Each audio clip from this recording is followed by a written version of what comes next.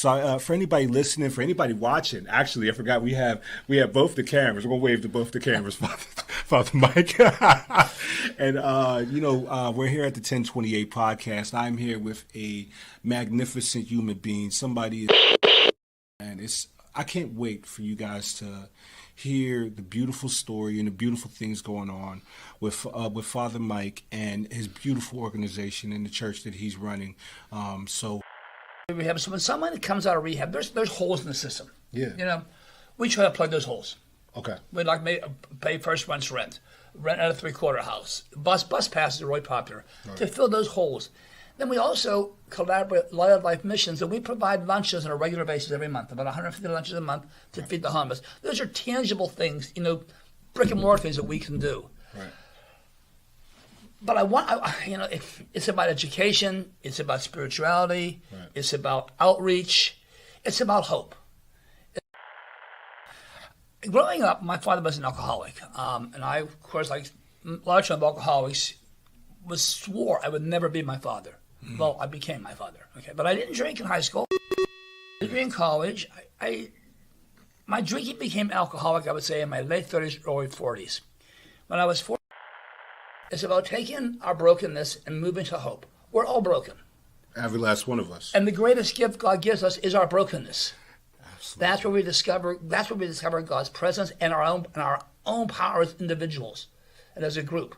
And the one thing I say in recovery, which I think is wonderful, you need your we. No one recovers alone. No one lives life alone. We need to build a community. And that's a lot of what I'm trying to do here. The last thing we need is more programs.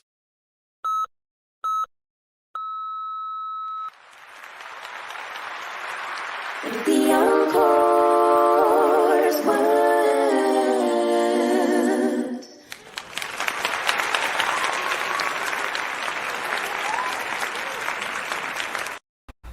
All right. If you guys enjoyed what you just seen there, Father Mike dropping gems. That was actually probably one of my favorite sit downs that I ever had. One of my first sit downs that I ever had, and most impactful. Today we have a special episode, and I'm sitting here with a very special person, and a representative of the Addiction Ministry.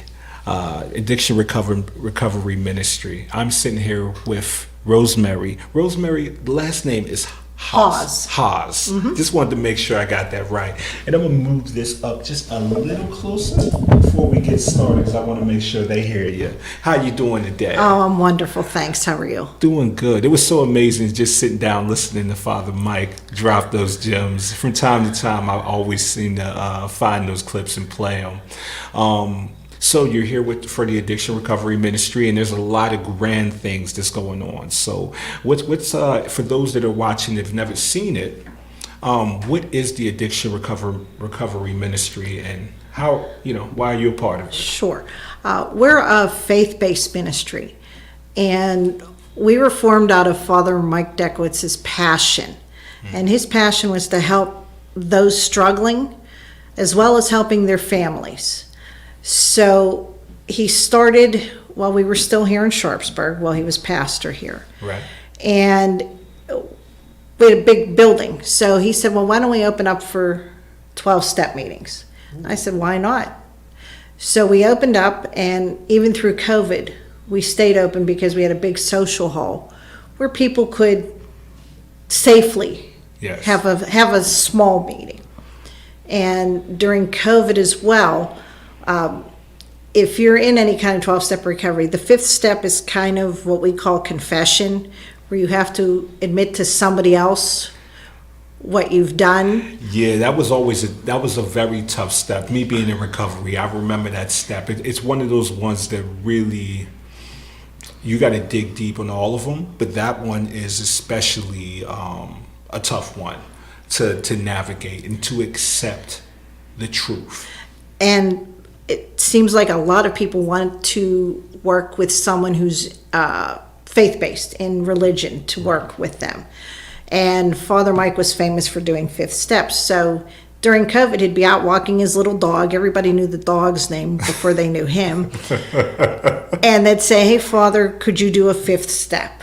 Right. So his house has a big porch, and his bedroom window happened to be on the porch. So he'd sit at his bedroom window, and someone would sit on the porch, and they would do 5th steps. Yeah. So not long after COVID, he actually retired from active ministry in the Diocese of Pittsburgh. And when he retired, we moved up to Harmerville, and he just focused on doing the ministry. Okay. And at that point, it started to grow. We started holding meetings called 6 Steps to Sanity, which is a support group for people who have a loved one currently struggling. And it helps them to learn how, like, not to enable, what the triggers are, how to avoid conflict, that kind of thing.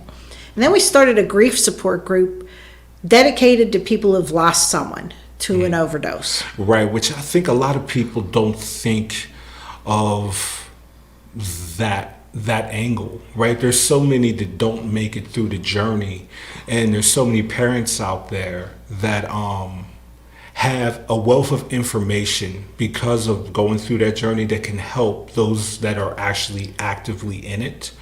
So getting them together and actually having them converse, it's so important. I'm sorry to cut in. Oh, no, not at all. Please do. Yeah. The grief they're suffering from is totally different from any other grief. Right. A lot of it is the stigma of shame. Wow, why is that? Because they're ashamed that they lost a child or lost a brother or someone. The shame that it is addiction. Right. It's still not widely accepted as a disease, which it is. Yeah, it is a disease, though. It is, Yeah. but it's not everybody gets it. Okay. I mean, there's even medical professionals who don't accept that it's a real disease. It's a disease of the brain that morphs into every part of the body at some point. So this grief support really lets these people come in and feel comfortable and say, "This sounds terrible, but thank God I got that call. My loved one isn't suffering anymore. We're not suffering watching them go through hell." Yeah. That is a tough mentality to adopt.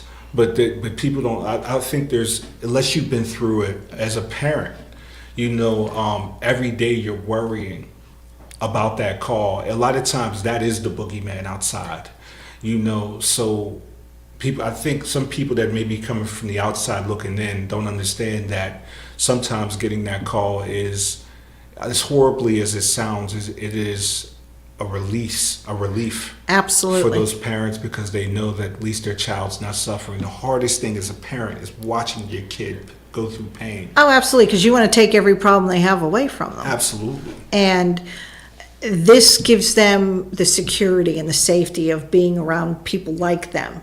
Right. That understand them. And then it helps them to move forward. We typically do it twice a year, and the big time we do it is at the end of the year. Right. We start before Thanksgiving and we continue through the new year. Oh, I've been to some of those parties. Oh, y'all be getting down. It's a fun time. It's a fun time, and it's a great time to celebrate recovery. But it's so difficult for people whose feelings are still so raw to get through the holidays. The first holidays are always the roughest, no matter who you lose. That's true. That's true. This helps them cope with having an extra chair at the table and not having presents under the tree for them, or that the whatever celebrations they had personally. But it also brings them strength in numbers just by getting together and talking. So that was the humble beginnings, and Father Mike just did wonders. That's how he started.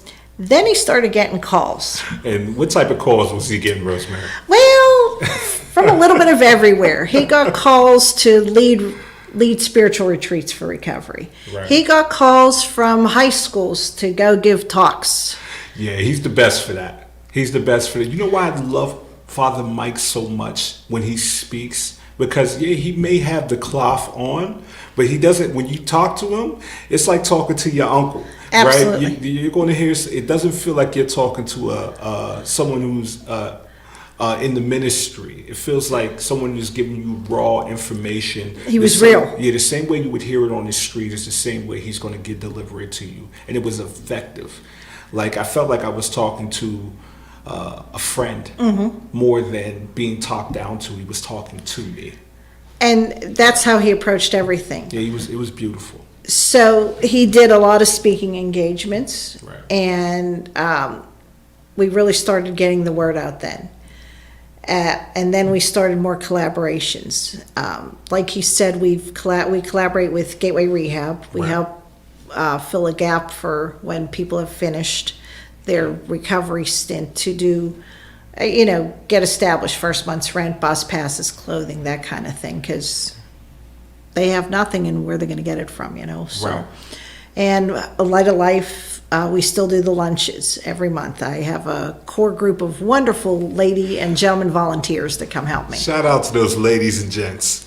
I couldn't do it without them. They pull off miracles every week, man. And it's you have a great team, great, dedicated. I run into quite a few of them here at the cafe down here in Sharpsburg at Red Hawk, and it's nothing but hugs, nothing but smiles, and nothing but good conversations about the past, the present, and the future. It's a gift to be around a team like that. Yeah, the church, the Catholic, especially the Catholic Church community, but the community at large around here has embraced us. Yeah. And all I got to do is ask, and I got 10 people at the door willing to help. That's And it. that's all you can ask for, Yeah. And they know we're there to help as much as we can. So that's what we do. So now, as of January, we moved back to Sharpsburg. And Yeah, I heard you guys are back in town. we're back on 9th Street. We Okay. love it. I continue to have the 12-step meetings there, the grief support, the family support meetings. But now we're expanding. Ooh, how are you guys expanding? So you're on 9th Street now. You continued all the programs. Correct. And now you're growing. Yes. Next weekend, September 27th, will be our first night of being open for the Michael Dekowitz Sober Game Room. I did see that in the trip. That was Yes, just on the news. that was just in the news. So you can tell us a little bit about that. Okay. I know Father Mike's vision, having worked with him for 12 years. I knew where he wanted to go.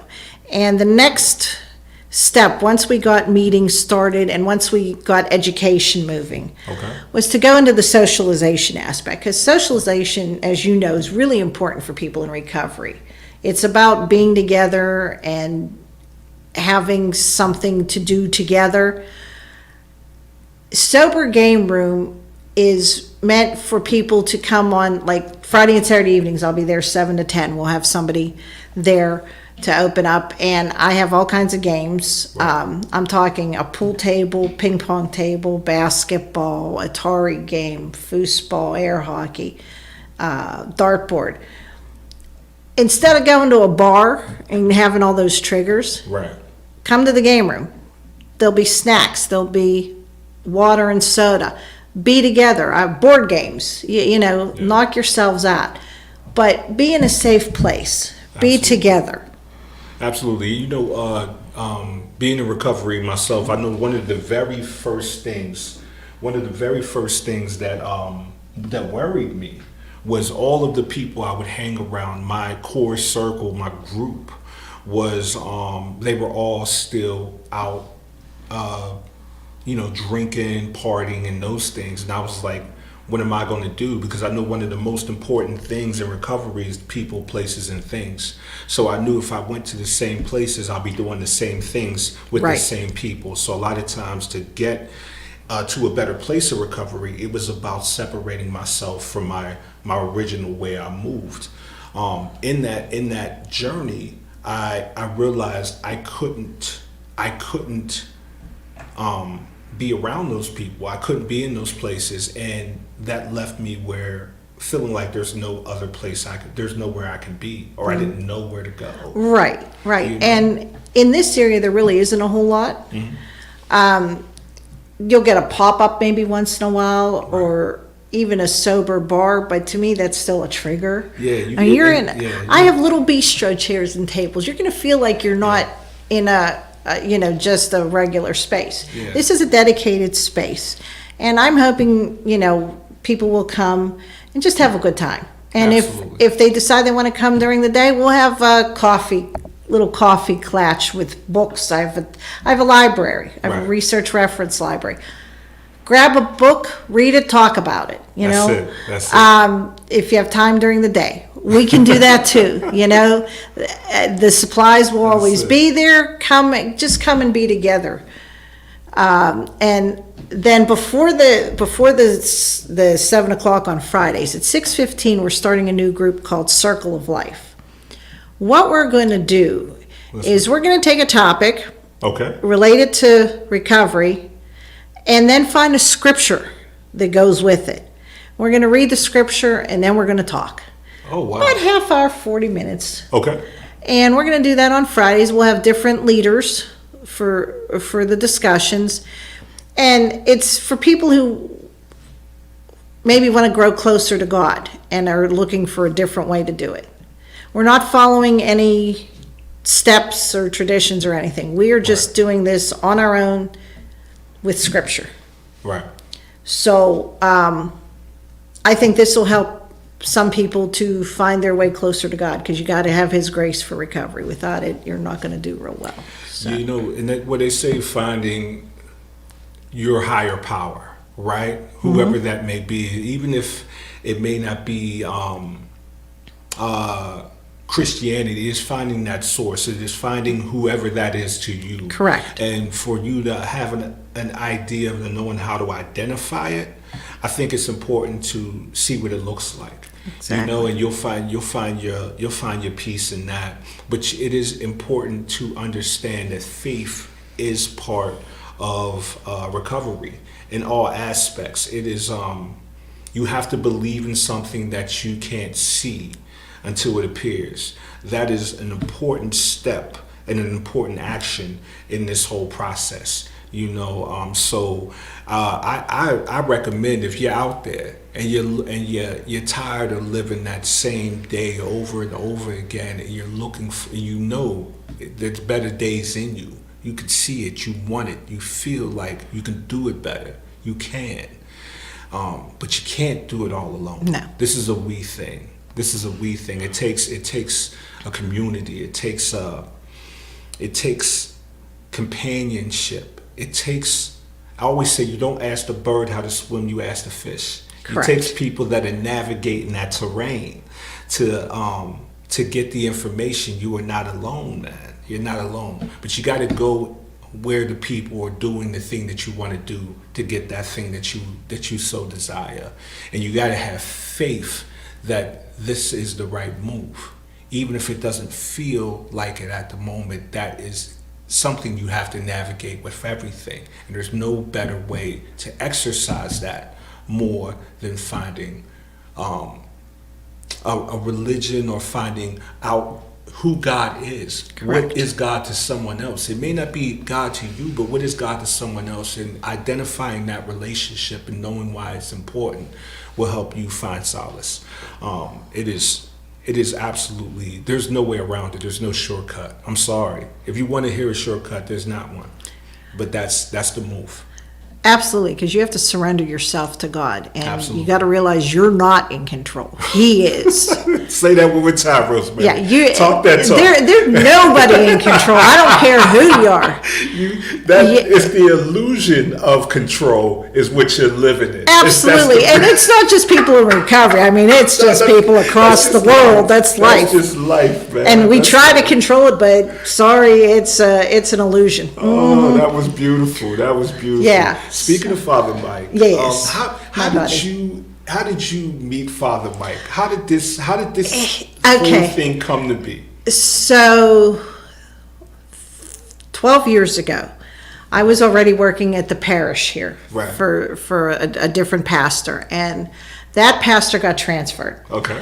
So Father Mike ended up being the one to take his place here in Sharpsburg. Right. So, like he said, when you're a new guy going into a new church, there's only two things you change when you're going into a new place: your underwear and your socks. That's why I love Father Mike, man. So, That's it. his first thing was, well, I'm not changing staff, at least not yet, unless I really don't like them, because I need the help. Absolutely. The staff will guide you where you need to be. I mean, he could ask me, he might not recognize a name, but I could tell him what church they were in at what time, what pew they sat in, and the 6 degrees of separation of who they were related to. Absolutely. So he ran the parish until his retirement, and then he stayed for an extra year to help the new priest out who took over as we started another merge. And then when he retired, we went to Harmerville because he stayed on his own. Okay. Had a little church, a little house, and we had a social hall. So we had, it was one nice little complex, just perfect for him. Gotcha. So when he passed in November, the next month, the wonderful priest, Father Dale Danino, who runs Christ the King Parish here, said, would you like to come back to Sharpsburg and bring this building back to life? And I said, you betcha. How fast can I pack the boxes? And that was the move. That was the move. I knew we could do much more here, so that's what we're doing. The next thing we're starting in October is we're going to do self-help classes once a month on a Saturday every month. You're going to see a different self-help class pop up for people in recovery. Right. And I know you're saying recovery, but this is even for those that just want to anybody better themselves. You don't have to be in recovery. This is open to every exactly, everybody, so. And even the 12 steps can be a way of life. Yeah, because that's what it is. For anybody. Yeah. We have a spiritual leader right now, Brother Joe, who has stepped in. He does a lot of the spiritual work for us. Right. He's never been in recovery, but he has adopted the steps to recovery as his life.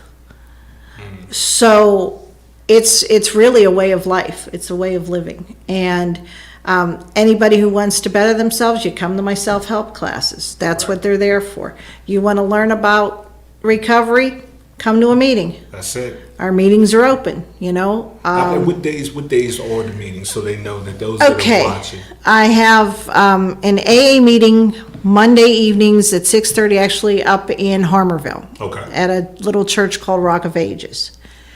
Also on Monday evenings here in Sharpsburg, I have a 7 o'clock NA meeting and a 7:30 Al-Anon meeting. Okay. Tuesday evenings at 7:30 I have a Nar-Anon meeting. And Wednesday evenings at 7 there's also an NA meeting. Right. And then my family groups, when they meet, they're on Tuesday evenings as well. So we're keeping busy, and we're open to anybody else who wants to have a meeting. Come down. I can do day meetings. I have, the other evenings are open. I have a building with rooms. Right. And I think it's important for anybody that's watching.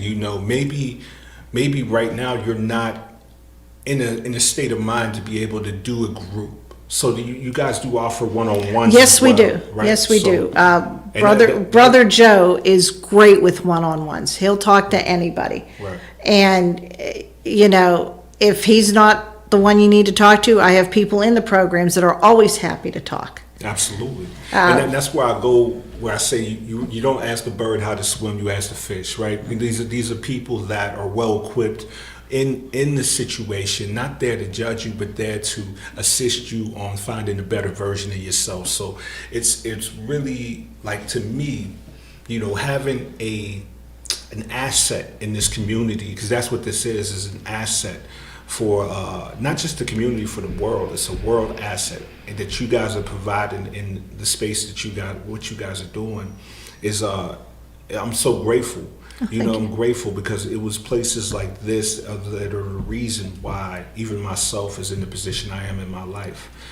Having a place where you can take the mask off. You can take the shame off. You can take all of these insecurities. You don't have to walk in the door. There is no judgment in these rooms. No. These are people that are doing the same thing you were doing, and it'll let you know that you are not alone, because you are not. If you have breath on your lips, then there is more than a possibility to change your situation. As long as you are living and you give yourself a chance, the chances will come for a better tomorrow. Your tomorrow's being better than your yesterday. So it's beautiful what you guys are doing. I do have a video that I want to show for those that haven't got a chance to see the promotional post that we did.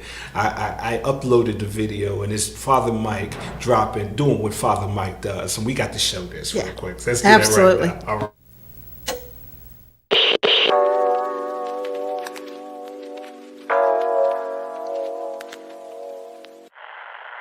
Equally. You go in those rooms, it really happens. It doesn't matter in that room if you're black or you're white, you're gay, you're straight, you're an atheist, you're a believer. It doesn't matter. Yeah. Everyone walks in that room broken. In that room, they can find healing. And in those rooms, you really learn tolerance. You really learn not to judge by externals. That a person's a person. And if you're a person of faith, our mission is to be ambassadors of God's love, not arbiters of judgment. Absolutely. I'm trying to build a community around recovery. The more I can build out, the more I think we can embrace in. So this ministry is about all those things, but it's about it's about enhancing a community of tolerance, respect, and hope. Okay.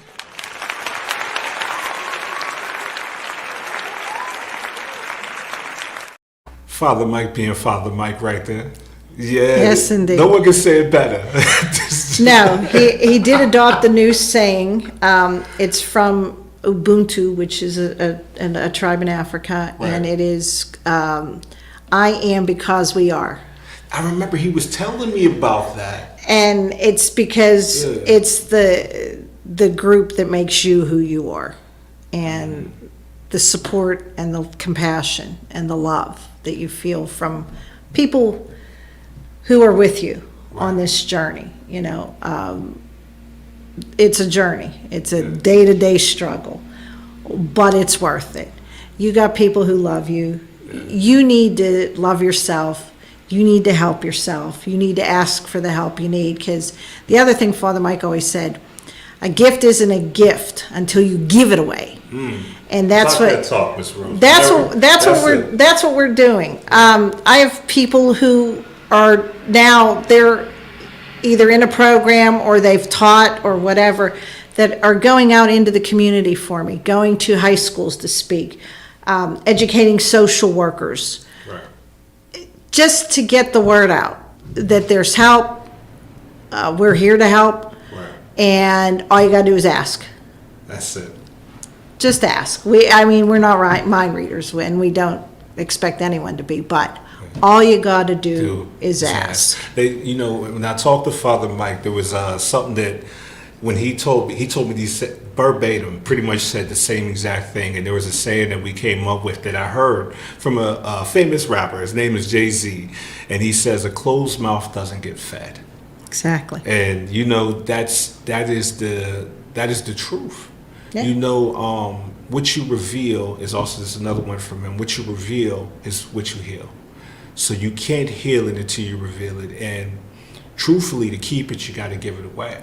Absolutely. And that's what it is. And that's why you'll hear, for those that are just getting into recovery, you think we're so gung-ho about, spreading the word, but we are. And it is, and the reason is because for us to keep it, we have to give it away. Absolutely. For us to truly hold on to it, you can't do that without presenting it. You harness it and keep it to yourself, it's not going to last. And it's not going to do you any good. That's what we call a dry drunk or dry. There's other problems that come from it. And we all know a lot about a little bit.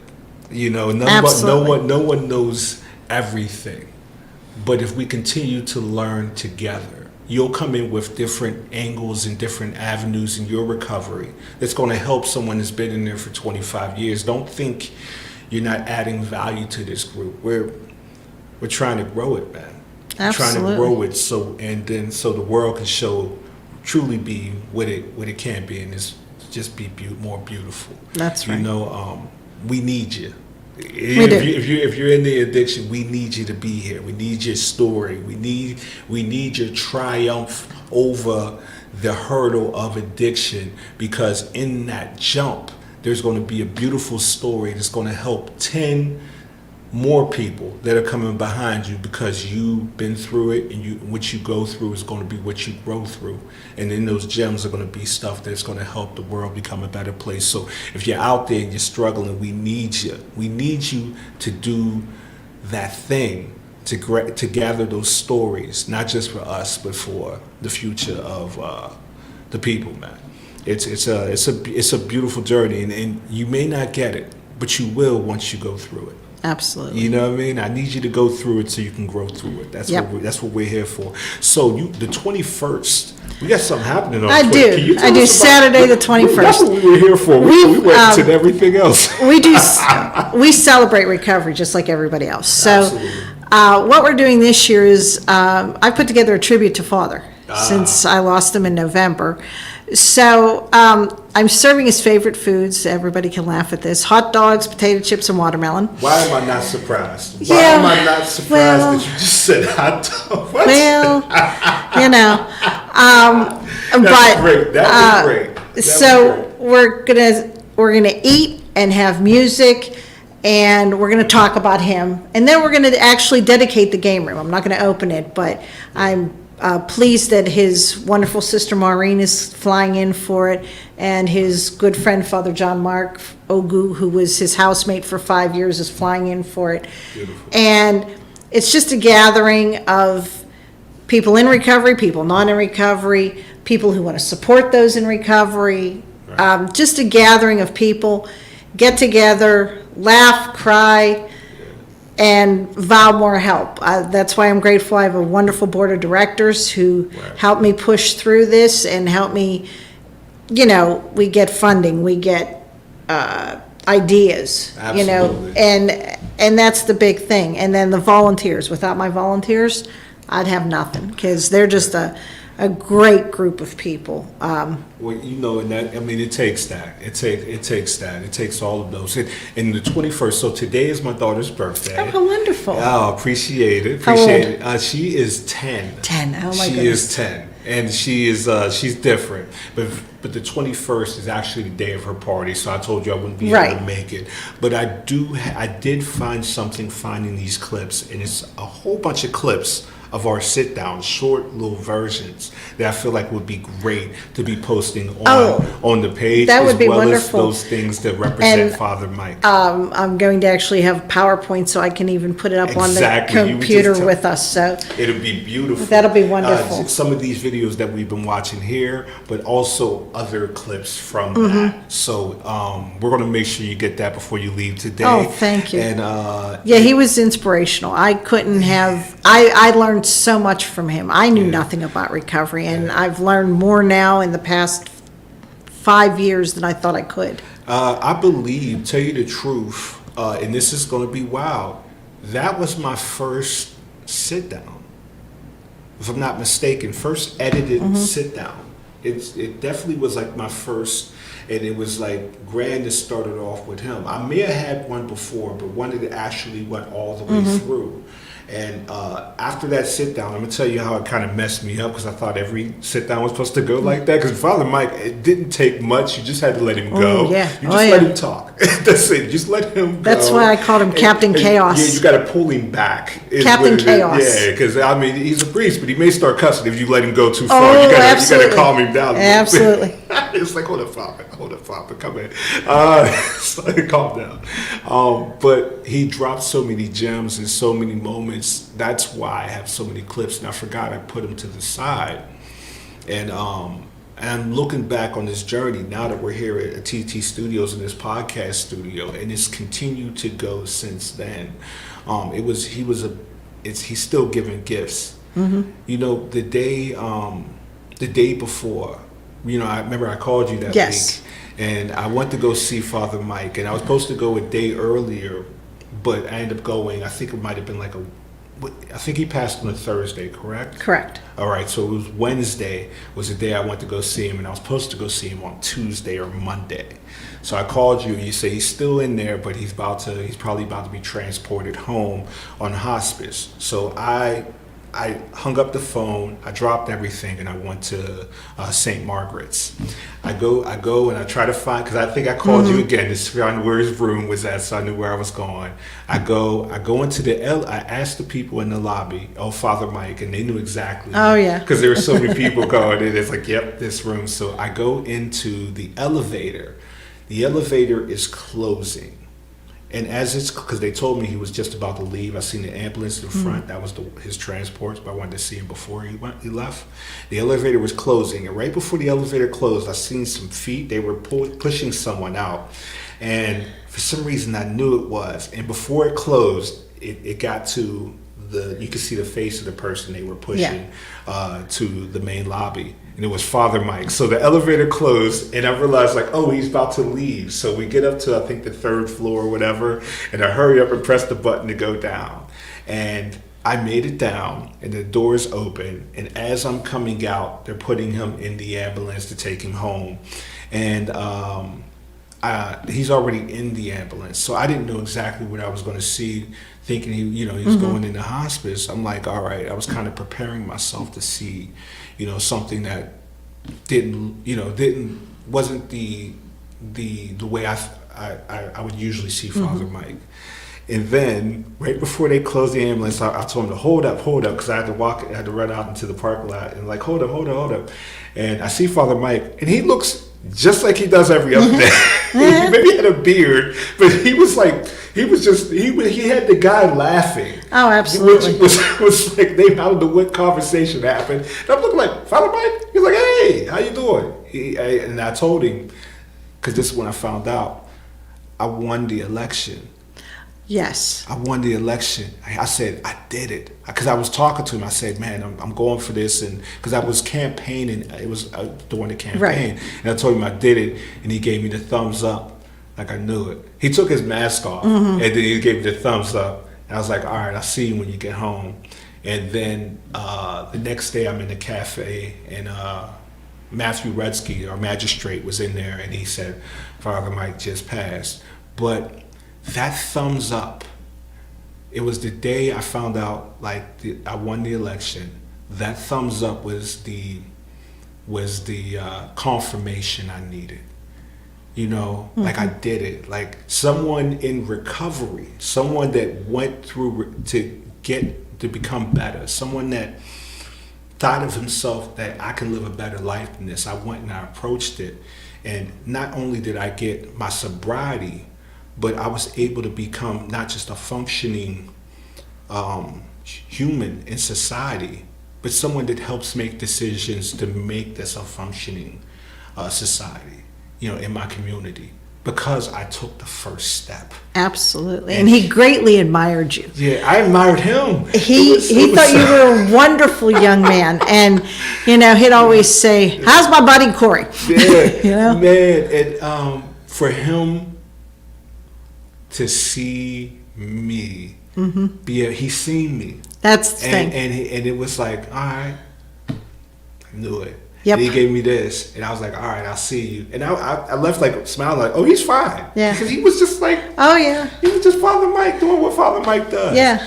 And then the next day I found out he had passed overnight. He passed over. And he just wanted to go home. He just wanted to go home. And I seen him. I was like, all right, I'll see you when I get there. Yeah. That I didn't have this sense of like, I said, no, you did exactly. And then the next day is when I found the whole podcast. And I called you and I said, I was talking to Matt. I walk over because I put this SD, I connected this device that had a lot of information that I would just dump like some of the footage and stuff on. And I opened it up and the first thing that popped up was the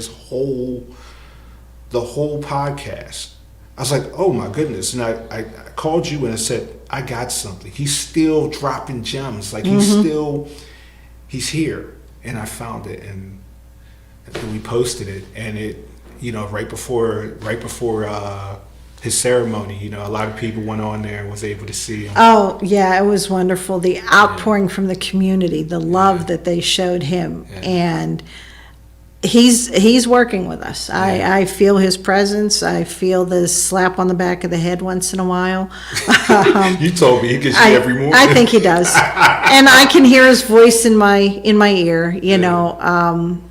And I think right now he's saying, "You're doing okay, kid. You're doing a decent job I'm for so me." proud of you, Rosemary. Well, thank you. You took this torch and you are running. You were running. Yes. And the finish line is an illusion, but you're running like I mean, you're literally taking it. And I'm seeing you guys pop up. I know Ken is working with you guys as well. Yes. It is stronger than ever, and it's beautiful to see you take it by the horns and really push this thing forward. And I know that's the goal, man. It's the goal, and you are doing a fabulous job. And before we do get out of here, I wanted to play this video one more time. All right. And then we can give them a call to action to all the other events. Sounds good. And Thank then we you. can get out of here and thank everybody for watching. But before we go, let's watch Father Mike in this episode. And it's Father Mike being Father Mike. Let's just do it like that.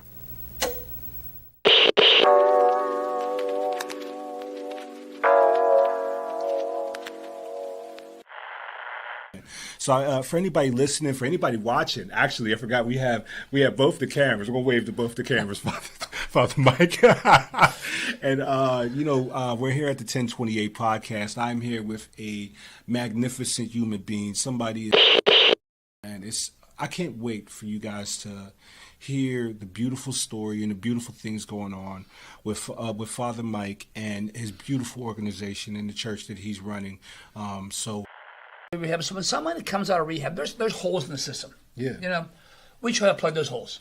Okay. We'd like to pay first month's rent out a 3-quarter house. Bus passes are really popular to fill those holes.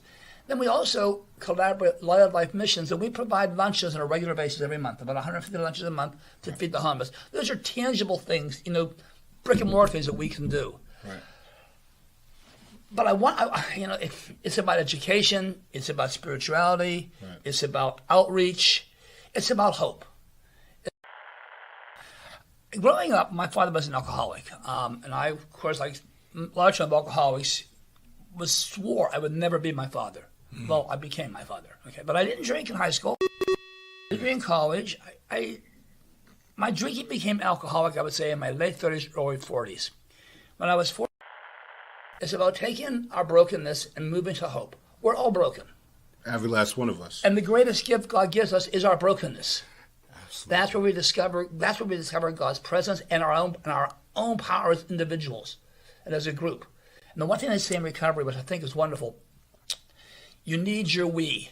No one recovers alone. No one lives life alone. We need to build a community. And that's a lot of what I'm trying to do here. The last thing we need is more programs.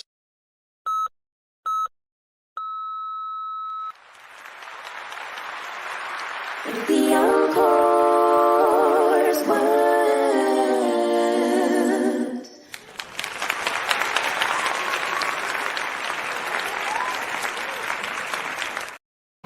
It really gets no better than that. I can watch that on the loop. I have this morning. I watched it about a good 4 or 5 times. But that was Father Mike being Father Mike. Once again, we are here with Rosemarie. She's here with the Addiction Recovery Ministry, and we're gonna leave this with some call to actions on a few things that's going on with the recovery group. And Rosemarie, you can take it away. Absolutely. What you guys got going on? So this Saturday, 6 p.m. at our building, which is located at 201 9th Street here in Sharpsburg, we're celebrating recovery with a special tribute to Father Mike. And we're going to unveil the game room that's in his name and memory. Then the next weekend, the 27th and 28th, the game room will be open 7 to 10, Friday and Saturday evenings. And Friday evening at 6:15, we're starting our Circle of Life group, scripture-based group. And then October 5th is our first self-help class, Computers 101, for people who even have a hard time opening up a laptop.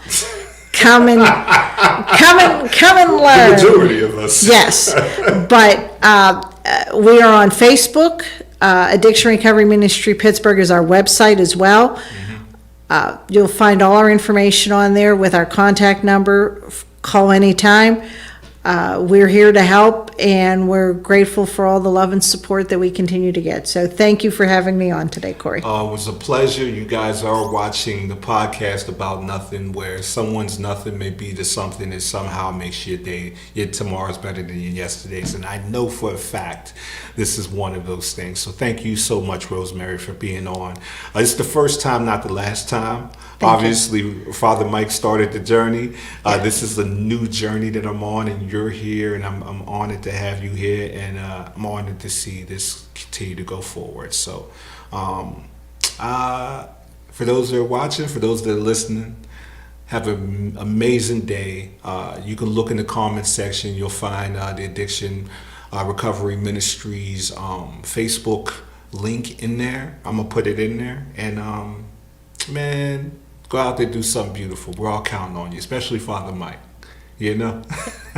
All right. Thank you, Rosemarie. Thank you. And we are